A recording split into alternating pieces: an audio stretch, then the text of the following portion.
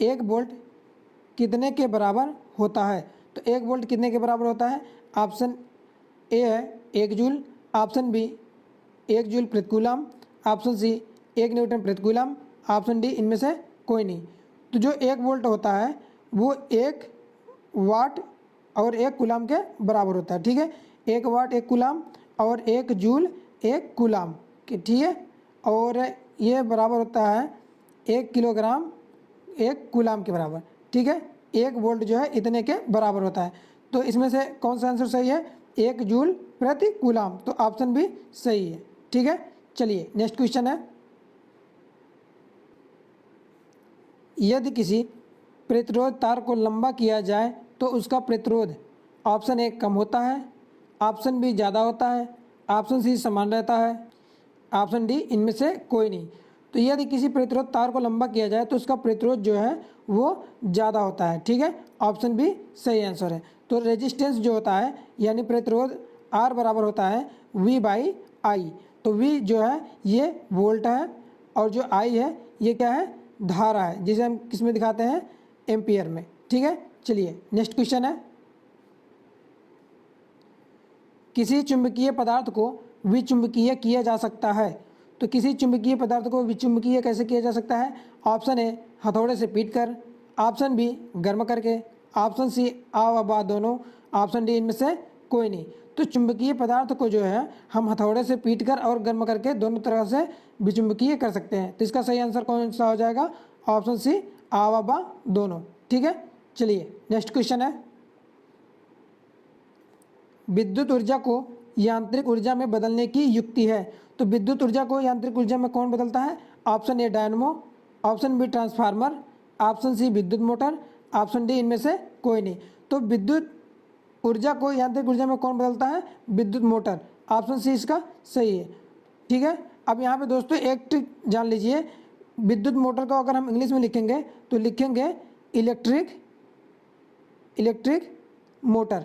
ठीक है, अब यहाँ इलेक्ट्रिक के ई से जान लीजिए इलेक्ट्रिकल एनर्जी से कन्वर्ट होता है, एम से जान लीजिए मैकेनिकल एनर्जी। तो मैकेनिकल एनर्जी को क्या कहते हैं? यांत्रिक ऊर्जा। ठीक है, तो इलेक्ट्रिकल एनर्जी को मैकेनिकल एनर्जी में कौन चेंज करता है? विद्युत मोटर।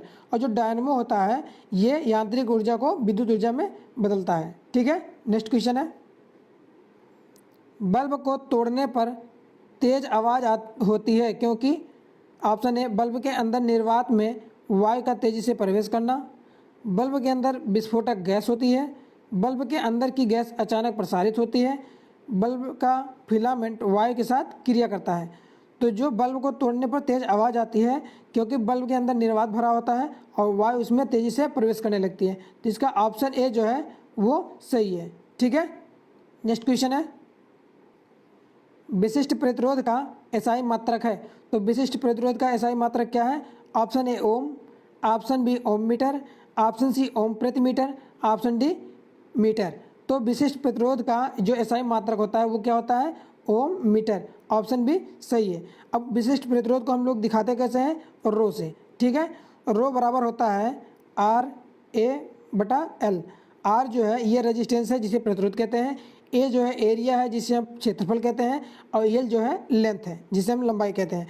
तो रो बराबर हो गया हमारा, रो बराबर हो गया, प्रतिरोध को हम मापते हैं ओम में। ठीक है, ओम में, और ये एरिया है, एरिया को मापते हैं मीटर स्क्वायर में, मीटर स्क्वायर में, और जो लेंथ है इसको हम किस में मापते हैं? मीटर में। ठीक है, अब मीटर से मीटर कट गया, ये बचा ओम मीटर, तो इसका मात्रक क्या हो गया? ओम मीटर, ऑप्शन भी सही है। चलिए नेक्स्ट क्वेश्चन है, ध्रुवों पर नमन कोण का मान होता है। तो ध्रुवों पर जो नमन कोण का मान होता है वो कितना होता है? 90 डिग्री। ठीक है, ऑप्शन डी इसका सही है। नमन कोण को ही हम लोग क्या बोलते हैं? नति कोण। ठीक है, नति कोण। और विषुवत या भूमध्य रेखा पर नमन कोण का मान कितना होता है? 0 डिग्री। ठीक है, चलिए नेक्स्ट क्वेश्चन है, यदि किसी चश्मे का पावर +2 डायोप्टर हो तो इसके फोकस की दूरी होगी। अब कह रहा है किसी चश्मे का पावर दिया हमें कितना? +2 डायोप्टर, तो इसके फोकस की दूरी हमें ज्ञात करना है। चलिए निकालते हैं। तो जो डायोप्टर होता है ये किसी लेंस की प्रकाशीय शक्ति का मात्रक होता है। ठीक है, उसे हम डायोप्टर कहते हैं। अब एक चीज़ और जान लेते हैं, 1 मीटर फोकस दूरी कितना? 1 मीटर फोकस दूरी वाले लेंस की जो क्षमता होती है वो कितना होती है, एक डायोप्टर। ठीक है, कितना होती है, एक डायोप्टर। अब एक फार्मूला है P बराबर, P होता है, P माने पावर, P बराबर होता है 1/f। तो ये जो f है ये किस में आता है, मीटर में। तो P जो है हमें दिया है 2, P हमें कितना दिया है, 2 डायोप्टर दिया है। तो ये 2 बराबर हो जाएगा 1/f। ठीक है, 1/f। अब f बराबर, f होता है फोकस दूरी, f बराबर हो गया 1/2। अब ध्यान दीजिएगा यहाँ पे 1/2 दिया है, लेकिन यहाँ पे ये होता है मीटर में और यहाँ पे ऑप्शन दिया है सेंटीमीटर में।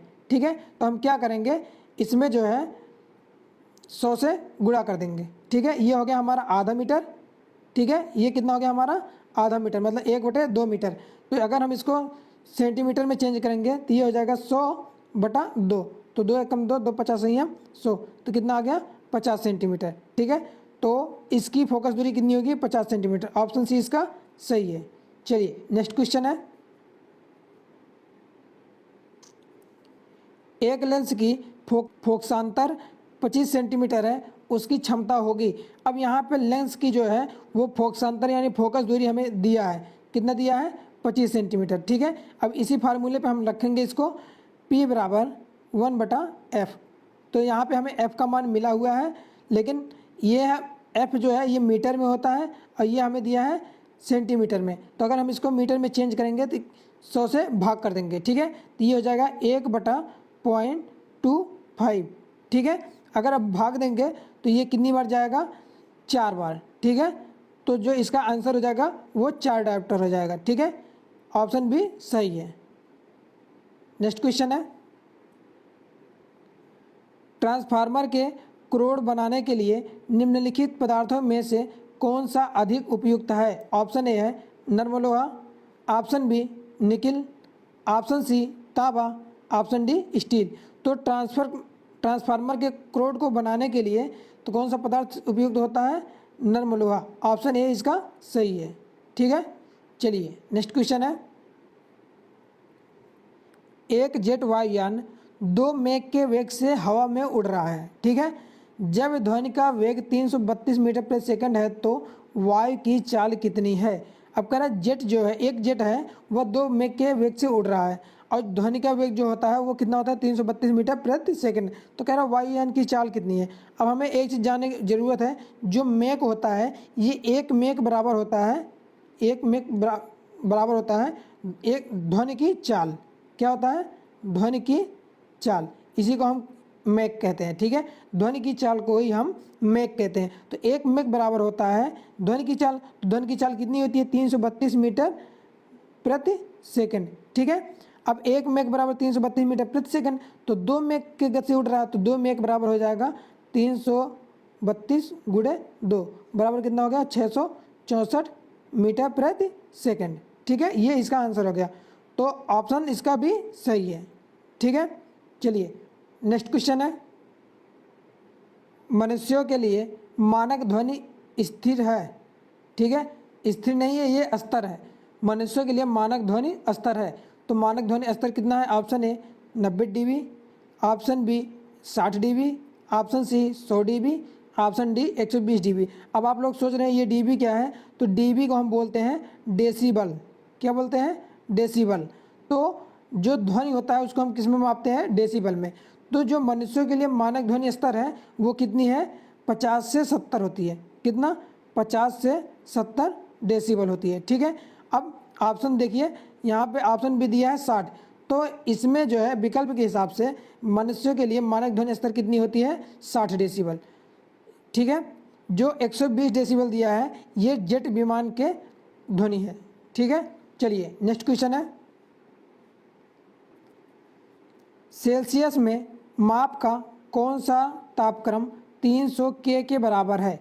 अब कह रहा है सेल्सियस में माप का कौन सा ताप 300 के बराबर है। अब सबसे पहले हमें जो ताप को एक से दूसरे में कन्वर्ट करने की फार्मूला है उसको हम बता दे रहे हैं। फार्मूला है C/5 बराबर F-32/9 बराबर R/4 बराबर K-273 273/5, ठीक है।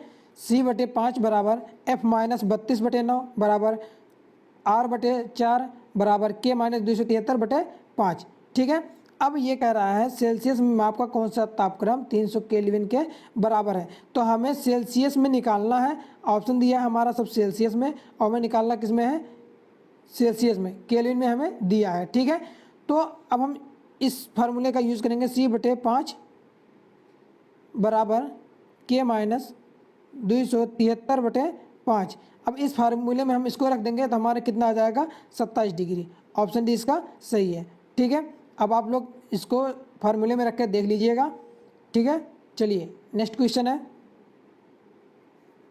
एक स्वस्थ मनुष्य के शरीर का तापमान होता है, तो स्वस्थ मनुष्य के शरीर का तापमान कितना होता है। Option A 37 degree Celsius, option B 100 degree Celsius, option C 37 Fahrenheit, option D इनमें से कोई नहीं। तो मनुष्य के शरीर का जो ताप होता है वो कितना होता है, 37 डिग्री सेल्सियस, ठीक है। अब देखिए यहाँ पे अगर हम फ़ारेनहाइट में निकालें तो C/5 बराबर F-32/9। इस फार्मूले में हम इसी सेल्सियस को रख के फ़ारेनहाइट में निकाल लेंगे। तो अगर फ़ारेनहाइट में निकालेंगे तो कितना आएगा, 98.6 फ़ारेनहाइट, ठीक है, ये आएगा। यदि आपके सामने कोई क्वेश्चन आता है कि एक स्वस्थ मनुष्य के शरीर का तापमान होता है और ये सेल्सियस के बदले फ़ारेनहाइट में दिया है, तो फ़ारेनहाइट में कितना आ जाएगा, 98.6 डिग्री, ठीक है। चलिए नेक्स्ट क्वेश्चन है, एसआई सिस्टम में तापमान की इकाई है, तो एसआई सिस्टम में तापमान की इकाई क्या है। Option A degree Celsius, option B joule, option C kelvin, option D degree Fahrenheit. तो एसआई सिस्टम में जो तापमान की इकाई होती है वो क्या होती है, केल्विन।